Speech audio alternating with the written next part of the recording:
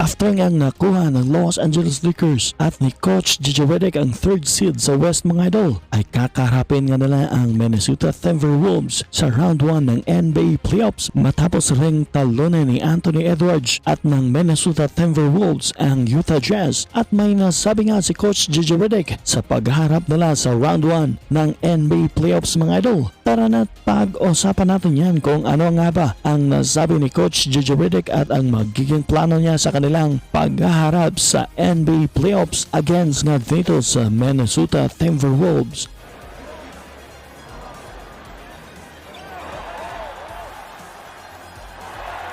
Ayon pa nga sa kanya mga idol na very challenging nga raw ang kakaharapin nilang kupunan sa round 1 ng NBA Playoffs. Kinoconsider niya ang isang very difficult opponent daw ang Timberwolves mga idol dahil nga siguro sa big man, pero hindi naman daw niya isinasantabi na pwede niyang pagsabayan sina Trey Jameson at Christian Coloco, pati na nga si Alex Len kahit na nga raw hindi niya nga ito nabibigyan ng playing time sa NBA regular season. Dagdag pa ni Coach JJ Redick mga idol na talaga nga namang they present a lot of problems nga raw. Talagang malaking problema nga raw ang Minnesota Timberwolves dahil nga raw sa kanilang big man na pwedeng dominahin ang laban pagdating sa rebounding. Matatandang nasa top 10 ng NBA ang Minnesota Timberwolves mga idol pagdating sa offense at defense, pero pinaghahandaan ng araw yan ni Coach JJ Redick dahil ginagather niya ng araw ang kanyang buong coaching staff para ma-map out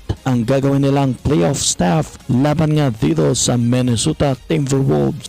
Wednesday we'll introduce Minnesota. It gives our coaching staff now, basically 3 full days, and then we can sort of map out what we want to do in terms of Minnesota prep Wednesday. Hopefully mga idol, magiging maganda ang kalalabasan sa magiging approach at game plan dito ni Coach JJ Redick laban sa Timberwolves dahil may home court advantage pa naman ang Los Angeles Lakers. At sa April 20, 8:30 AM Philippine time mga idol, ang kanilang magiging laban. Ano sa tingin nyo mga idol? Sino ang liyamado at dihado sa laban ng Los Angeles Lakers kontra sa Minnesota Timberwolves sa round 1 ng NBA Playoffs? I-comment nyo lang sa baba mga idol ang inyong mga komento.